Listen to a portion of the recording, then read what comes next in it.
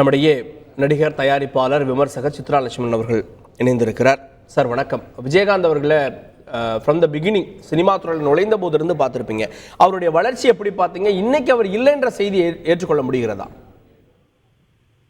விஜயகாந்தனுடைய மறைவு அப்படின்றது மிகப்பெரிய அதிர்ச்சியை தமிழகம் முழுவதும் ஏற்படுத்தியிருக்கிறது அப்படின்றது உண்மை. அதுக்கு முக்கியமான காரணம் அவர் ஒரு நல்ல நடிகராக இருந்தது மட்டும் இல்லை, ஒரு நல்ல அரசியல்வாதியாக இருந்தது மட்டும் இல்லை, மிக நல்ல மனிதராக இருந்தது. மனித நேயம் அப்படின்றதுக்கு மறுபெயராக விளங்கியவர் தான் விஜயகாந்த். அவர் முதல் படத்திலேருந்து எனக்கு அவரை ரொம்ப நல்லா தெரியும். அவரது இரண்டாவது படம் அகல் விளக்கு. என்னுடைய நண்பரான ஆர் செல்வராஜ் தான் அந்த படத்துடைய இயக்குனர். அப்ப மேற்கு மாம்பலத்தில் தான் என்னுடைய அலுவலகம் இருந்தது.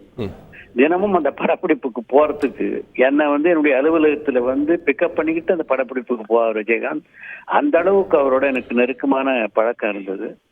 அதுக்கு பின்னாலே என்னுடைய நிறுவனத்தில் அவரை வைத்து ஒரு திரைப்படத்தை நான் தயாரித்தேன். தயாரிப்பாளர்களுக்கு அவர் மாதிரி அனுசரணையா இருக்கக்கூடிய நடிகர்ல பார்க்க முடியாது.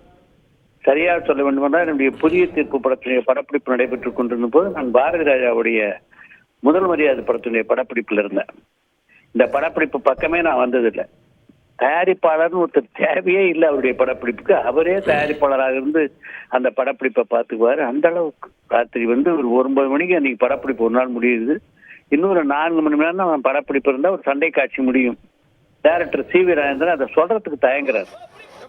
அப்ப ஏதோ பிரச்சனை அப்படின்னு பார்த்த விஜயகாந்த் நேரா சி.வி. ராஜேந்திரன்கிட்ட போய், என்ன பிரச்சனை, ஏன் எல்லாம் தடுமாறிட்டு நிக்கிறீங்கன்னா, இல்ல ஒரு 4 மணி நேரம் இருந்தா முடிச்சிடலாம், ஏற்கனவே நீங்க காலையிலேருந்து ஃபைட் பண்ணிட்டீங்க, டயர்டா இருக்கீங்க, அதனால சொல்றதுக்கு கஷ்டமா இருக்கு, வேணா நாளைக்கு எடுத்துக்கலாம் போது, வேணாமன்னா இன்னொரு நாள் எடுத்தா தயாரிப்பாளருக்கு வீணா செலவில் வரும், இன்னொரு 4 மணி நேரம் இருந்து முடிச்சிடறேன்னு இரவு 2 மணி வரை அந்த படப்பிடிப்புல இந்த படப்பிடிப்பு முடிச்சுட்டு போனாரு.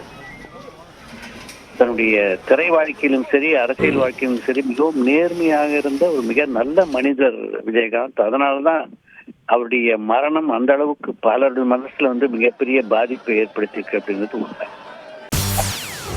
செய்திகளை உடனுக்குடன் தெரிந்து கொள்ள உடனே சப்ஸ்கிரைப் பண்ணுங்க.